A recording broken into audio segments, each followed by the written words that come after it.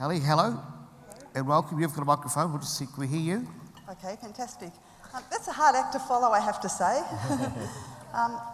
In opening, my name's Elly Stewart. I have a son that's 29 with autism. I also have a daughter, 30, with Asperger's syndrome. But today I'm here to talk about Rick. And I'd like to open by saying, does anyone here remember when they first moved out of home? Yep. How good did it feel? I want that for my son too. For my son and others like him, this means a group home. I've worked in supporting people in group homes for over 8 years. Does anyone here live in shared accommodation? Yes. It's one big party, right? In the house I work, there's a great sense of community, and that's also a great sense of family that spills over to include the carers and the extended family. And there's always something going on, kind of a bit like Big Brother, so it's a pretty exciting place to be. I want my son, Rick, to have this lifestyle too. Due to the huge shortage in housing for people with disability, I feel Rick, now 29, would be waiting a very long time, possibly even 10 or 20 years before he was given a place. It was this fear of Rick possibly never experiencing shared independent living that first found me conjuring up ideas to somehow facilitate this. My plan for Rick, to see him in his own home, sharing with 2 others, started when NDIS agreed to funding participants like Rick, who has autism and an intellectual disability, on a 1:3 ratio in supported accommodation. This is perfect for Rick. Excuse me, I've got the sniffles. My starting point was to secure the finance required for a suitable house that will become Rick's new home.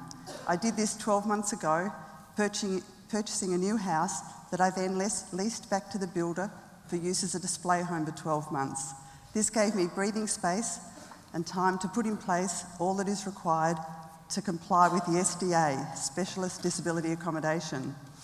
Next was to align myself with experts to turn this vision into a reality. Enter Jackie Pearce, whose job it is to facilitate Rick's transition to independent living. Next was Christy Simmons, Karingal Accommodation Manager. Karingal have agreed to be the service provider for this venture, and Christy has a big job. Over the past 12 months, we've met on a regular basis, along with Mary from Aspec, who will ensure Rick's individual needs are met with help with OTs and speech therapy.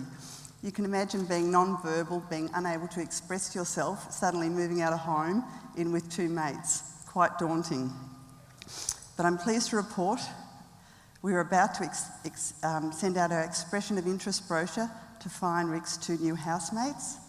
We also have our house modifications needed, all in hand. We expect the house to be up and running later this year. It is our hope that we will create a precedent and establish a blueprint for other families to follow. As my daughter Meg knows, nothing is ever easy, but we hope this exercise will pave the way for others. In finishing, I call this project win-win-win-win. It helps Rick get into his own home. It becomes a good investment as a rental with secure tenants. It helps 2 other families find a home for their sons or daughters.